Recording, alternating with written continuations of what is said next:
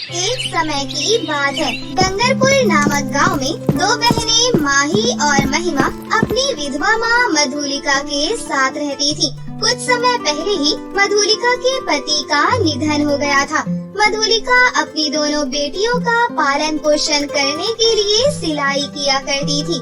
माही तो बहुत अच्छे स्वभाव की थी, पर वो कभी भी अपनी माँ से किसी चीज की फरमाइश नहीं करती थी। लेकिन महिमा, उसे तो बस हमेशा अपनी सहेलियों के साथ पार्टी करने के लिए पैसे चाहिए थे। लेकिन माँ की तकलीफ वो नहीं समझती थी। ऐसे ही समय बीत रहा था। कुछ समय बाद स्कूल में एग्जाम हो रहा था, लेकिन महिमा एग्जाम देने नहीं जाती, जिससे माही को उसकी चिंता होने लगती है और वो अपनी बहन को एग्जाम देने के बाद ढूंढने जाती है। तो उसे पता चलता है कि वो एक क्लब में अपनी सहेलियों के साथ पार्टी कर रही है। तभी माही महिमा को एक जोर का थप्पड़ मारकर कहती है, महिमा, आज एग्जाम था और तुमने एग्जाम भी नहीं दिया, ऊपर से क्लब में अपनी आवारा दोस्तों और सहेलियों के साथ पार्टी कर रही हो। मम्मी कैसे पाई पाई जोड़कर स्कूल की फीस जमा करती है और तुम पूरे साल की फीस इस तरह से बर्बाद कर रही हो। महिमा, ये तो गलत बात है ना? सुन बहन जी, मैं तेरी तरह नहीं हूँ जो बस माँ की चमची बनकर उनके आगे पीछे घूमती रहूँ। मुझे अपनी जिंदगी एंजॉय करनी है। आज मेरी सहेली का बर्थडे था, इसे मैं छोड़कर एग्जाम देती, एग्जाम तो मैं दोबारा भी दे दूंगी। और वैसे भी तो मुझसे जलती है, क्योंकि आए दिन मैं पार्टी करती रहती हूँ और तुझे कोई घास भी नहीं डालता। क्यों दोस्तों, मैं सही कह रही हूँ ना? यार, तेरी इस गवार बहन ने यहाँ आकर सारी पार्टी का मजा ही खराब कर दिया। इसे यहाँ से भगा दे। चल बहन, अब मेरी पार्टी खराब मत कर और निकल जा यहाँ से। अपनी सहेली की बातें सुनकर महिमा अपनी सगी बहन को पार्टी से धक्के मारकर निकाल देती है। माही को बहुत दुख होता है और वो रोते हुए घर वापस आ जाती है। इधर मधुलिका की तबीयत भी ठीक नहीं थी, इसलिए वो अपनी माँ को अपनी बहन की शिकायत नहीं करती, क्योंकि मधुलिका की तबीयत और ज्यादा खराब हो जाती। और जब कुछ दिनों के बाद रिजल्ट का दिन आ जाता है, तो महिमा का रिजल्ट देखकर मधुलिका चौंक जाती है और वो गुस्से से लाल पीली हो जाती है। फिर महिमा की बहुत ज्यादा पिटाई करती है और उससे कहती है, क्यों रे महिमा, तू कैसे फेल हो सकती है? तू तो रोज ट्यूशन भी जा रही थी और तुम्हारा कोई एग्जाम भी नहीं छूटा, फिर फेल कैसे हो गई? तूने जब भी जितने भी पैसे मांगे मैंने कैसे भी करके दिए, तेरी हर जिद मैंने पूरी की, फिर भी तू फेल हो गई। वहीं माही को देखो, वो पूरे स्कूल में फर्स्ट आई है। इसने तो ना ही कोई ट्यूशन लिया, ऊपर से घर का सारा काम भी करती थी। अरे बेटा, मैं कितनी मेहनत से पैसे कमाती हूँ और तुम्हारे स्कूल की फीस जमा करती हूँ और तुम हो कि फेल हो गई। मम्मी, अगर मैं पास नहीं हुई तो इसमें मेरी क्या गलती? मैंने तो पूरी मेहनत की थी। अब स्कूल वालों ने ही मुझे फेल कर दिया, तो इसमें मैं क्या कर सकती हूँ? आप हमेशा मुझे ही सुनाते रहती हैं। इस माही की बच्ची को तो कुछ नहीं कहती। आप तो मेरे साथ ऐसा बर्ताव करती हैं जैसे मैं आपकी सौतेली बेटी हूँ। ऐसा बोलकर महिमा गुस्से में अंदर चली जाती है। ऐसे ही समय बीत रहा था। मधुलिका एक दिन मार्केट से घर वापस आ रही थी कि तभी रास्ते में उसका एक्सीडेंट हो जाता है। जब इस बात की खबर माही और महिमा को लगती है, तो दोनों बहनें तुरंत हॉस्पिटल पहुंचती हैं। मधुलिका के इलाज में बहुत ज्यादा पैसे खर्च हो जाते हैं। घर में सिर्फ मधुलिका काम करने वाली थी और वही चारपाई पर बैठ जाती है। अब घर में जो भी राशन था, धीरे धीरे वो भी खत्म हो जाता है। तभी महिमा बहुत गुस्से में अपनी माँ से कहती है, मम्मी, जब आपको हमें ऐसे ही नर्क जैसी जिंदगी देनी थी, तो फिर आपने हमें पैदा ही क्यों किया? हम दाने दाने के लिए तरस रहे हैं। पहले आप सिलाई करके 4 पैसे कमा लिया करती थी, अब तो आप भी चारपाई पर बैठी रहती हैं। मेरे दोस्तों में मेरी कितनी इंसल्ट हो रही है ये मैं ही जानती हूँ। उनसे उधार ले लेकर इतना ज्यादा कर्जा हो गया है मेरे ऊपर, और आपको तो कोई चिंता ही नहीं है कि आपकी बेटी की जिंदगी में क्या हो रहा है क्या नहीं हो रहा। आप तो बस आराम से चारपाई पर पड़ी रहती हो। महिमा, ये हमारी माँ है और तुम जानती हो पिताजी की मृत्यु के बाद उन्होंने ही हमें किस तरह से पाल पोस कर इतना बड़ा किया, हमें पढ़ाया, पहनने के लिए कपड़े दिए, खाना खिलाया, और आज तुम हमारी माँ को उल्टा ताने दे रही हो जबकि आज उनको हमारी जरूरत है। माँ, आप चिंता मत कीजिए, मैंने कुछ सोचा है। क्या बेटा, क्या सोचा है तुमने? माँ, मैंने सोचा है कि महिमा और मैं हम दोनों आपका सहारा बनेंगे। हम दोनों काम करने जाएंगे, जो भी काम मिलेगा वही काम करेंगे और पैसे कमाएंगे। महिमा को हमने बहुत सर पर चढ़ा लिया, जब तक ये काम करके पैसे नहीं कमाएगी तब तक इसे पैसों की अहमियत का अंदाजा नहीं होगा कि पैसे कितनी मेहनत से कमाए जाते हैं।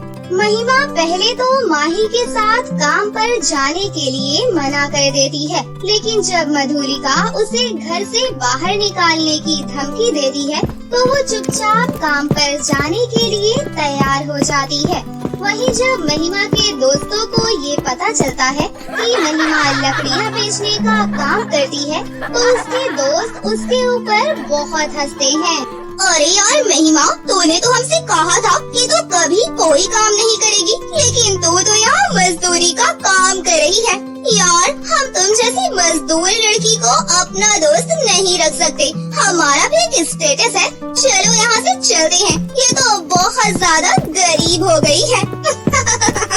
इस माही की बच्ची की वजह से आज मेरी सहेलियों में मेरी इतनी इंसल्ट हो रही है। अगर ये माँ को मेरे खिलाफ नहीं भड़काती तो आज मेरी सहेलियों में मेरी इंसल्ट नहीं होती। ये सब कुछ इस 2 टके की बहन जी की वजह से हुआ है। मेरी सभी अमीर सहेलियाँ मुझे छोड़कर चली गई। अब मैं तुझे नहीं छोड़ूंगी, तुझे तो मैं अच्छी तरह से सबक सिखाऊंगी। ऐसा बोलकर महिमा माही से और भी ज्यादा नफरत करने लगती है। फिर भी दोनों बहनों को लकड़ी बेचकर जो भी पैसे मिलते हैं उसे लेकर वो घर आ रही थी कि तभी रास्ते में उन्हें एक बूढ़ी औरत मिलती है। उनके पास एक छोटी बच्ची थी जो बहुत ज्यादा बीमार थी। वो बूढ़ी औरत दोनों बहनों से कहती है, सुनो बेटी, मेरी मदद करो, मेरी पोती बहुत ज्यादा बीमार है। अगर इसका समय पर इलाज नहीं हुआ तो ये मर जाएगी, मेरी मदद करो बेटी। क्यों रे बुढ़िया, तेरा दिमाग तो खराब नहीं है? पूरे दिन हमने लकड़ियाँ काटी, इतने धूप में अपना पसीना बहाया और उसको बेच कर आए हैं। इतनी मेहनत से हमने पैसे कमाए और तुझे क्या लगता है कि हम तुझे इतनी आसानी से हमारे पैसे दे देंगे? नहीं, तेरी पोती मरती है तो मर जाए, लेकिन हम तुझे कोई पैसे नहीं देने वाले। ये साले भिखारी कहीं से भी आ जाते हैं मुँह उठाकर। महिमा, देखो तो इनकी पोती कितनी ज्यादा बीमार है। अगर एक इंसान दूसरे इंसान के काम नहीं आएगा तो कौन आएगा? हमें इनकी मदद करनी चाहिए। अगर हम एक समय खाना नहीं खाएंगे तो क्या हो जाएगा? किसी की जान तो बच जाएगी। ये लीजिए अम्मा जी पैसे। इसके बाद माही बूढ़ी औरत को पैसे दे देती है और वो बूढ़ी औरत पैसे लेकर वहाँ से चली जाती है। माही की बच्ची, तू खुद को क्या समझती है? जब देखो समाज सेवा करने के लिए सबसे आगे आकर खड़ी हो जाती है। मैंने तो कुछ पैसे छुपा कर रखे थे, अगर सारे पैसे तुझे दे देती तो आज हमें भूखे पेट ही सोना पड़ता। इसी तरह दोनों बहनें कुछ दूर और चलती हैं, तो उन्हें बहुत ही ज्यादा चमचमाता हुआ सोने का लहंगा नजर आता है, जिसे देखकर दोनों बहनें ही चौंक जाती हैं कि तभी वहाँ पर एक परी आती है और वो दोनों बहनों से कहती है, तुम दोनों का मेरे इस जंगल में बहुत बहुत स्वागत है। शायद तुम रास्ता भटक गई, तभी तो यहाँ पर आई हो, वरना यहाँ पर कोई नहीं आता। और तुमने ये जादुई सोने का लहंगा भी देख लिया है। अब ये जादुई सोने का लहंगा तुम दोनों बहनों में से किसी एक का ही हो सकता है और तुम जानती हो ये जादुई सोने का लहंगा कितना ज्यादा शक्तिशाली है। इससे तुम जो भी कुछ मांगोगी वो तुम्हें तुरंत दे देगा, सोना, हीरे जवाहरात, पैसे, कुछ भी। हाँ परी जी, ये जादुई सोने का लहंगा मुझे चाहिए। नहीं, ये तुम्हें ऐसे ही नहीं मिलेगा। इसके लिए तुम्हें किसी की बलि चढ़ानी होगी, और वो बलि किसी और की नहीं बल्कि किसी इंसान की होनी चाहिए। परी जी, मैं आपको एक इंसान की बलि चढ़ाकर देने के लिए तैयार हूँ। ये रही मेरी बहन, इससे मैं बहुत ज्यादा नफरत करती हूँ। हमेशा माँ की लाडली बनी फिरती है और इसी की वजह से मुझे काम भी करना पड़ रहा है और मेरी सहेलियों में मेरी बहुत ज्यादा इंसल्ट भी होती है। इसलिए मैं अपनी बहन को मारने के लिए तैयार हूँ, लेकिन मुझे ये जादुई सोने का लहंगा दे देना। मैं इस जादुई सोने के लहंगे के दिए हुए धन दौलत से अब अपनी सहेलियों के साथ खूब इंजॉय करूँगी। माही, तुम्हारी बहन तुम्हारी बलि चढ़ाने के लिए तैयार है। अगर तुम अपनी बहन की बलि चढ़ाने के लिए तैयार हो तो ये सोने का लहंगा तुम्हें भी मिल सकता है। ये ऑप्शन तुम्हारे पास भी है। परी जी, अगर आप दुनिया की सारी धन दौलत भी मेरे कदमों में डाल देंगी तब भी मैं अपनी बहन की बलि नहीं चढ़ाऊंगी। और महिमा, तुम्हारे ये शब्द सुनकर मुझे बहुत दुख हुआ। मुझे लगा था कि तुम छोटी हो, नादान हो, इसलिए मुझसे बदतमीजी करती हो, लेकिन पैसों के लालच में तुम इतनी अंधी हो जाओगी कि अपनी बहन का खून बहाने के लिए तैयार हो जाओगी। ये मैंने कभी नहीं सोचा था, कभी नहीं सोचा था। ऐसा कहकर माही बहुत ज्यादा फूट कर रोती है, लेकिन माही की उन आंसुओं से महिमा के ऊपर कोई फर्क नहीं पड़ता और वो जैसे ही तलवार उठाकर माही की गर्दन उड़ाने वाली होती है तो वो एक कुत्ते के रूप में बदल जाती है। अपनी बहन को कुत्ते के रूप में देखकर माही घबरा जाती है। तभी वो परी माही से कहती है, माही, ये लो जादुई सोने का लहंगा। ये जादुई सोने का लहंगा तुम्हारा है। इससे तुम जितना चाहो उतनी धन दौलत मांग सकती हो। मुझे हैरान होकर देखने की जरूरत नहीं है। तुम्हारी बहन को उसके लालच का फल मिला है। तुम्हारी बहन बहुत ही ज्यादा लालची और बुरे स्वभाव की थी। मैं इसी तरीके से परीक्षा लेती हूँ और जो लालच करता है उसे मैं इसी तरह से जानवर का रूप दे देती हूँ और जो लालच नहीं करता उसे मैं अपने परिलोक का जादुई सोने का लहंगा देती हूँ। तुम्हें तुम्हारी अच्छाई का परिणाम मिला है। जाओ, तुम अपनी माँ के साथ हंसी खुशी से अपनी जिंदगी जियो। लेकिन परी जी, महिमा मेरी छोटी बहन है और मेरी बहन कुत्ता बनकर अपना जीवन यापन करे, ये मुझसे नहीं देखा जाएगा। आप मेरी बहन को ठीक कर दो, चाहे तो आप जादुई सोने का लहंगा मुझे मत दो। मैं अपनी गरीबी में ही खुश हूँ, बस मेरी बहन को वापस से इंसान बना दो। माही, तुम कितनी अच्छी हो। तुम्हारी बहन ने तुम्हारे साथ कितना बुरा किया, वो तुम्हें मारने के लिए भी तैयार हो गई, फिर भी तुम अपनी बहन के बारे में सोच रही हो। सच में सिर्फ तुम्हारी अच्छाई की वजह से ही मैं तुम्हारी बहन को इंसान बना रही हूँ। इतना कहकर परी महिमा को कुत्ते से इंसान बना देती है। महिमा ये सारी बातें सुन रही थी तो उसे अपने किए पर बहुत पछतावा होता है और वो माही से माफी मांगती है। दीदी, मैंने हमेशा आपके साथ कितना बुरा किया। आपको कभी भी बड़ी बहन नहीं माना, यहाँ तक कि आपको मारने के लिए भी तैयार हो गई। फिर भी आपने मेरे लिए इतना सब कुछ किया।